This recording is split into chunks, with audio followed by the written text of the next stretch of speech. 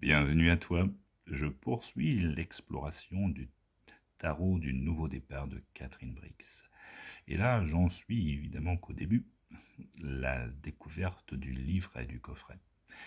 Après avoir vu l'introduction, la préface, l'introduction, des éléments pour comprendre ce qu'est la structure d'un tarot, et notamment aussi celui de Catherine en particulier.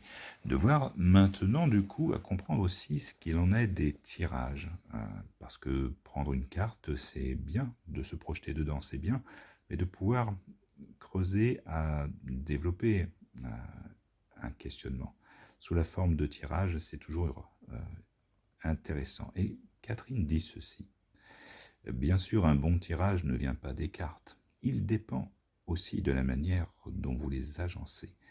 Les tirages sont essentiels pour interpréter le tarot, puisqu'ils vous permettront de déterminer la manière dont chaque carte répond à votre demande.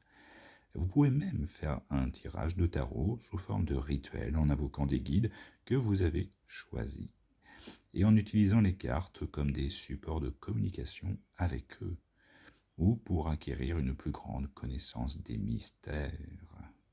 Ces tirages ont été spécifiquement créés pour le tarot du nouveau départ. Ils explorent les thèmes des cartes en particulier.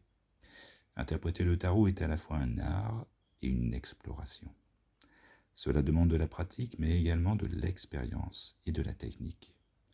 Sentez-vous libre d'inventer de nouveaux tirages ou de créer le vôtre pour approfondir et étoffer vos interprétations.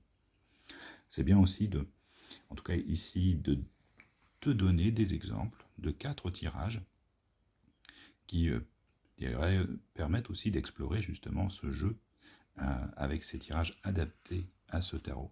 Et puis évidemment, ensuite, c'est de se donner aussi la liberté de pouvoir se créer soi-même ses propres tirages à un moment donné dans la pratique.